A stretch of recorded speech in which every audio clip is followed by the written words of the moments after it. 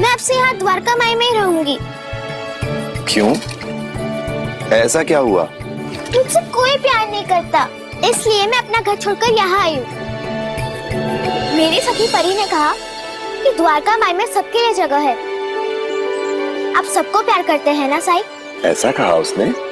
हाँ साई, जब देखो तब मेरी आई मुझे डांटती रहती है। आज भी डांटा था, परसों भी डांटा था और पिछले हफ्ते भी डांटा था। आज तो छोटी सी गलती के लिए सबके सामने डांटा।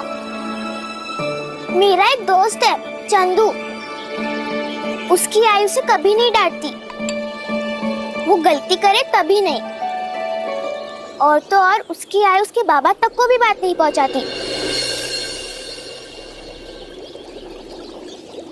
इसका मतलब तो यही हुआ ना साई, केवल मेरी आई मुझसे प्यार नहीं करती। देखा ना काकी, मैंने कहा था कि निराली हमें यही मिलेगी। तो यहाँ पर है? मैं घर नहीं जाऊंगी, मैं यहीं रहूंगी, क्योंकि साई किसी को भी नहीं डांटते।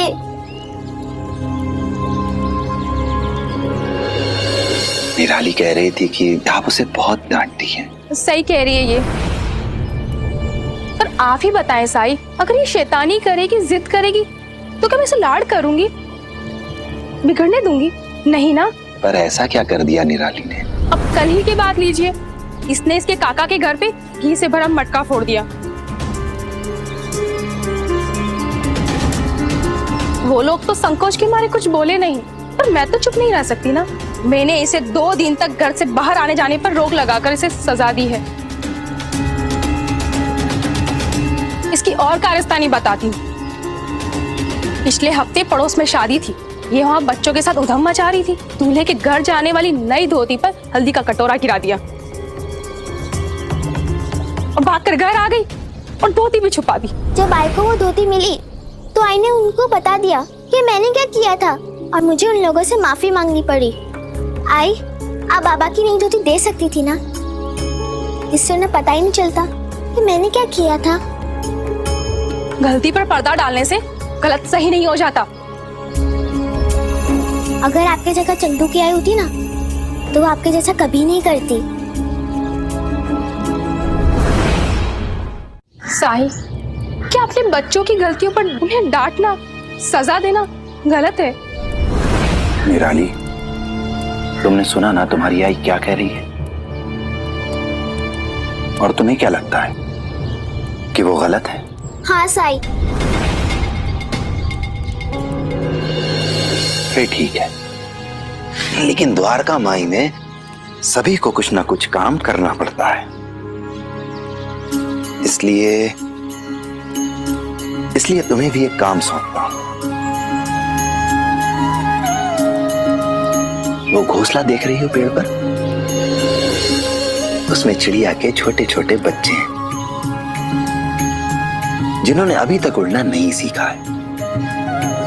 तो तुम्हारा काम है उन्हें खाना खिलाना। वो बड़े हो जाएं तब भी, और जब तक वो जिंदा रहें तब तक। ठीक है ना? लेकिन साई, जब वो बड़े हो जाएंगे तो क्या वो उड़ना सीखकर अपने लिए खाना तलाशने नहीं जाएंगे? जब खाना उन्हें घोंसले के अंदर ही मिलेगा तो उड़ना क्यों चाहेंगे वो? पंछियों की माँ उन्हें उड़ना इसलिए सिखाती है ताकि बड़े होकर वो लोग अपने लिए खाना तलाश कर पाएं। चील, बाज जैसे खतरनाक पक्षियों से अपनी रक्षा कर सके। लेकिन फिर भी जोखिम तो रहता ही है ना। सोचो अगर खाना उन्हें घोंसले में ही मिलने लगे तो कोई जोखिम नहीं, और फिर तो मां की भी कोई आवश्यकता ही नहीं है।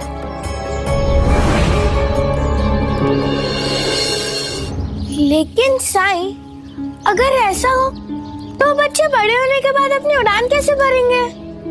हाँ साई, ऐसा भी तो हो सकता है ना कि मैं किसी दिन किसी कारण से ना आ पाई तो वो तो भूखे रह जाएंगे। और अगर आंधी तूफान आया या फिर पेड़ गिर गया, डाली टूट गई, तो फिर उनका बचना मुश्किल हो जाएगा। फिर वो तो उड़ ही नहीं पाएंगे। तो तुम लोग ये कहना चाहते हो कि पंछियों की माँ उन्हें जो सिखाती है वो कोई और नहीं सिखा सकता। ठीक इसी तरह जब तुम्हारी माँ तुम्हें डांटती है तो वो भी तुम्हें कुछ सिखा रही होती है। सिखा रही होती है कि जीवन में क्या करना चाहिए और क्या नहीं। और सिखाने के बीच में अगर वो तुम्हें डांट दे या तुम्हारे घर से बाहर निकलने पर पाबंदी लगा दे तो वो भी केवल इसलिए ताकि तुम्हें याद रहे कि तुमने क्या गलत किया था। लाड़ प्यार तो पड़ोसी भी दिखा सकते हैं, लेकिन माता पिता हमें गलत से सही की ओर ले जाते हैं। और आई ने सबके सामने जो किया, अगर आई ने तुम्हें सबके सामने डांटा, सबके सामने तुमसे गलती कबूल कराई, तो मैं समझता हूं तुम्हें बुरा लगा होगा। पर सबके सामने गलती स्वीकार करा के उन्होंने तुम्हें बहुत हिम्मत का काम करना सिखाया है। गलती हम सब करते हैं, लेकिन सबके सामने अपनी गलती स्वीकार करने की हिम्मत ये सब में नहीं होती। और अब वो गलती तुम दोबारा नहीं करोगी, तो फिर ये तो अच्छी बात हुई ना।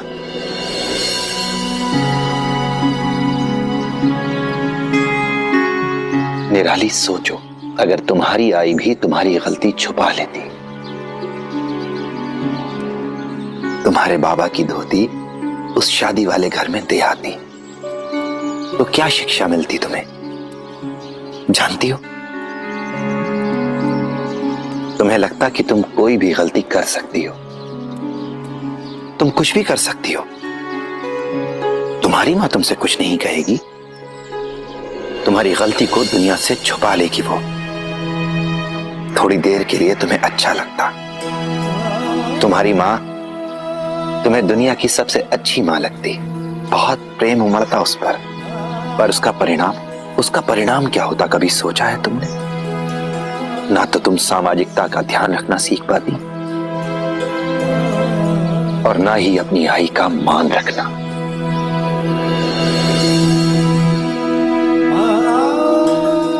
मां संसार में सबसे बड़ा शुभ चिंतक है,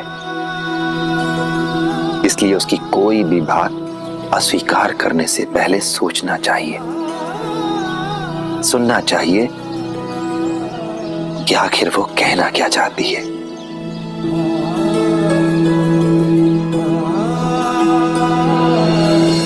समझ गई साई। आई, अब से मैं आपकी हर बात मानूंगी। मुझे भी तुझे डांटना कहाँ अच्छा लगता है। जब तेरी आंखों में आंसू देखती हूँ मेरा कलेजा फट जाता है। शुक्रिया साई। चलते हैं साई। राम जी भला करें। चलो निराली।